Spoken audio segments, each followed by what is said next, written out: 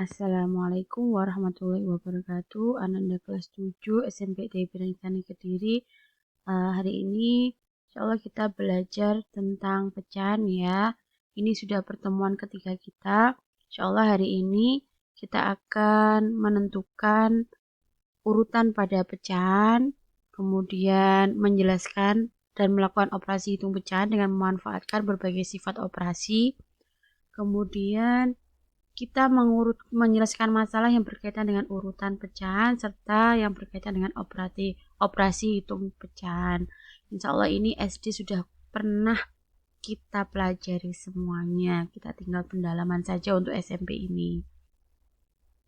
Oke, apa sih pecahan? Kalian sudah tahu ya, pecahan. Pecahan itu adalah bilangan yang tidak bulat atau bisa diartikan beberapa bagian dari suatu bilangan yang bulat. Jadi terdiri dari pembilang dan penyebut. Masih ingat ya, kalau ada pecahan seperti ini kan lingkaran. Bagian yang orange ini yang kecil, jadi ini kalau dibilang yang orange itu adalah 1 dari 4 bagian. Jadi 1 adalah pembilang, 4-nya adalah penyebut. Yang atas pembilang, yang bawah penyebut. Oke, pecahan biasa, pecahan campuran, dan pecahan senilai. Ini SD udah bisa ini. Ini SD kelas 3 udah diajarin tentang pecahan. Nah, pecahan biasa itu yang gimana? Yang bentuknya seperti ini, pecahan biasa. Pecahan biasa bisa dirubah menjadi pecahan campuran asalkan pembilangnya lebih besar daripada penyebut. Jadi kalau seperti ini, 13/4. Berarti 4-nya ada berapa? Kalau 13, 4-nya ada 3. Kemudian sisanya 1/4. Ini kalau dirubah sebaliknya kan 3 kali 4 itu 12. 12 tambah 1 berarti 13/4. Itu ya caranya ya, merubah pecahan biasa menjadi pecahan campuran. Insya Allah udah paham semua. Kemudian pecahan senilai juga seperti itu. Jadi pecahan senilai itu bisa dikali atau dibagi. Contohnya seperti ini. 2/5 itu pecahan senilainya berapa? Kalau atas kita kalikan 2, pembilangnya kita kalikan 2, penyebutnya harus dikalikan 2 juga. Jadi harus adil ya. 2 kali 2 itu 4, 5 kali 2 10. Ini pecahan yang senilai. Jadi 2/5 itu senilai dengan 4/10.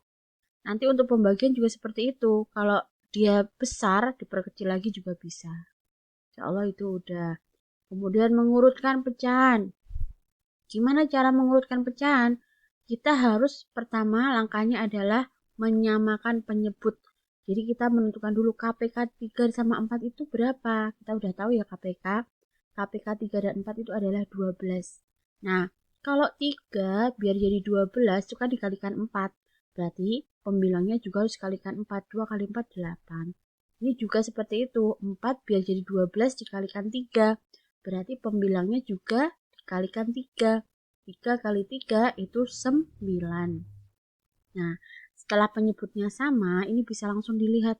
Ternyata 8/12 sama 9/12 itu berapa yang besar? Kan ini, 9/12 ya. Makanya, jadi 2/3 itu kurang dari 3/4. Paham ya? Oke, kita lanjut. Untuk operasi penjumlahan dan pengurangan, insya Allah udah tahu ini SD semuanya. Rumusnya, kalau operasi penjumlahan dan pengurangan, syarat yang pertama adalah penyebutnya sama. Jadi kalau ada penyebutnya belum sama, belum bisa dioperasikan. Ini contohnya. Jadi kalau ada 3/4 ditambah 2, 1/5. Ini kan masih pecahan campuran ya. Lebih baik dirubah jadi pecahan biasa dulu. Jadi ini 3/4 tetap 2, 1/5 itu kan 2 kali 5, 10. 10 tambah 1, 11/5. Nah ini 4 sama 5, kalau tadi kita menyamakan ya, 4 sama 5 itu kan KPK-nya 20. Jadinya 4 biar jadi 20 dikalikan 5. Berarti atas juga harus dikalikan 5. 3 kali 5, 15. Kalau 5 biar jadi 20 itu kan dikalikan 4. Berarti atas juga harus dikalikan 4. 11 dikali 4 itu 44. Kemudian kalau penyebutnya udah sama, tinggal kita operasikan yang atas. 15 tambah 44, 59 ya. 59/20. Penyebutnya jangan ditambah loh ya. Jadi penyebutnya tetap sama. Kemudian kita rubah jadi pecahan campuran. 59 per 20. 59 itu 20-nya ada berapa? Ada 2. Sisanya berapa? 19 per 20. Tuh. Nah, untuk pengurangan seperti apa? Ternyata untuk pengurangan juga sama saja caranya ya. Jadi kita rubah dulu jadi pecahan biasa, kemudian disamakan penyebutnya, baru dioperasikan. Insya Allah sama. Nah, ini rumus utamanya.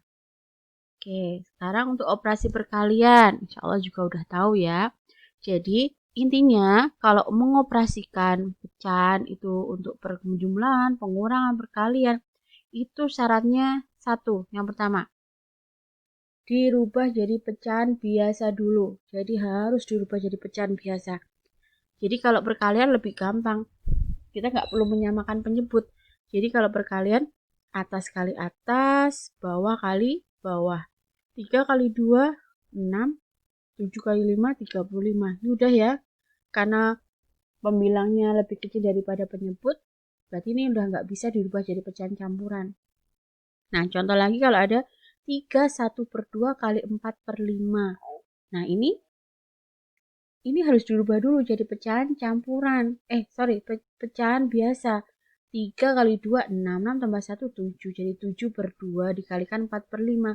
Baru boleh dioperasikan. 7 kali 4, 28. 2 kali 5, 10. Jadi disederhanain. Ini pecahan senilai ya. Dibagi 2, 28. Bagi 2, 14. 10 bagi 2, 5. Kemudian dijadikan pecahan campuran 2, 4 per 5.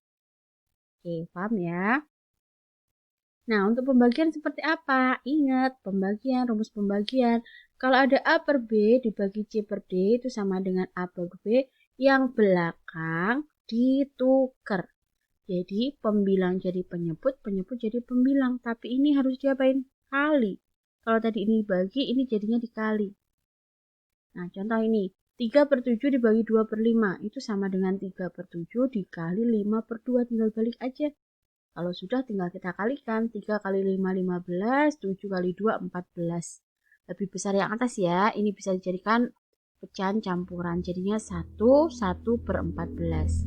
Nah, kalau ada seperti ini kan masih pecahan campuran. Harus dirubah jadi pecahan biasa dulu. 3 1 per 2 pecahan campurannya itu 7 per 2. Nah, 7 per 2, kemudian 4 dibagi 4 per 5. 7 per 2, kita balik ya. Ini jadi perkalian dibalik jadi 5 per 4. Atas kali atas, bawah kali bawah dijadikan pecahan campuran 4, 3 per 8. Oke. Nah, sekarang bentuk desimal dan persen. Kalian sudah paham ya? Bentuk persen itu adalah bentuk lain dari pecahan per 100. Jadi kalau ada 1 per 4, kita mau merubah jadi bentuk persen, berarti penyebutnya harus dirubah jadi 100. Nah, gimana ini biar jadi 100? 4 dikali berapa biar jadi 100? Itu dikali 25.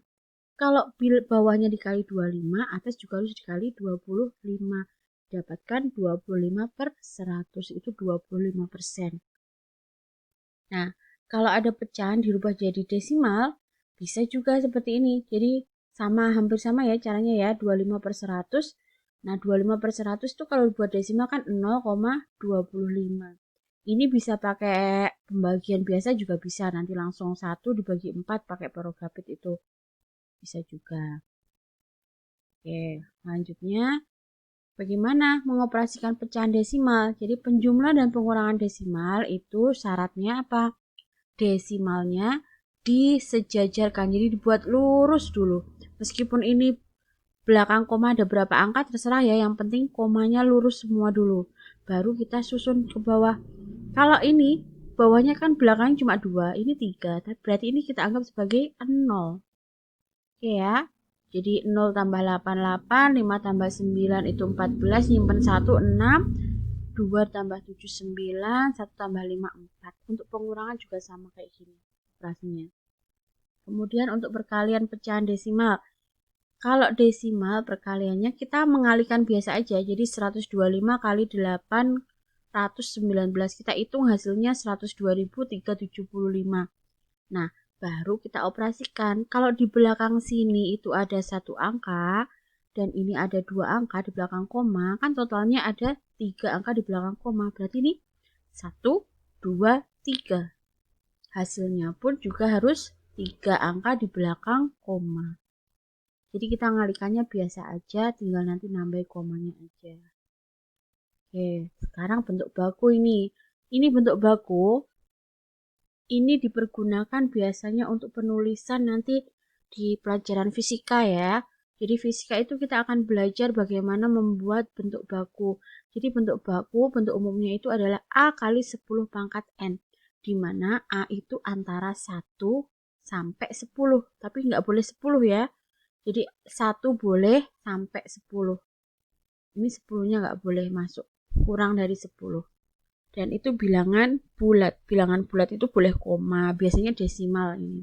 Contoh, kalau ada 23.500 kalau mau dibuat bentuk baku, berarti 2,35 kali 10.000. Ini harus 2,35. Kalau 235 nggak boleh, karena kan aturannya 1 sampai 10. Jadi 2,35 kali 10.000. Nah, 2,35 tetap, 10.000 itu 10 pangkat berapa?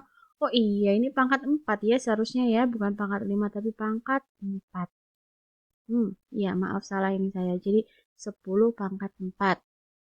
Nah, 2,35 kalau mau dibulatkan ini ya. Karena 5 itu pembulatannya ke atas, jadinya kalau dibulatkan satu angka di belakang koma itu jadi 2,4 kali 10 pangkat 4. Ini tadi 4 ya.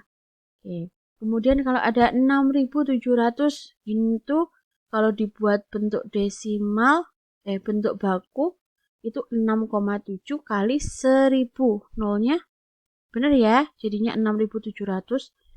6.700. 6.700 kalikan ini. Nah, 6,7 dikali 10 pangkat 3. Jadi 1000 itu 10 pangkat 3. Nah, gimana kalau bentuknya 0, kayak gini?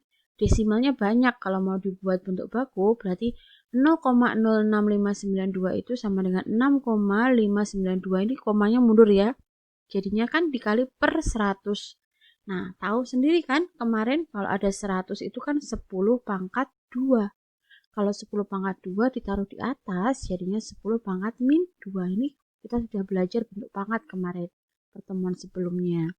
Kemudian kalau ada 6,592 kita bulatkan dikit, 2 angka di belakang koma, karena 2 ini adalah pembulatan ke bawah, jadinya 6,59 kali 10 pangkat min 2.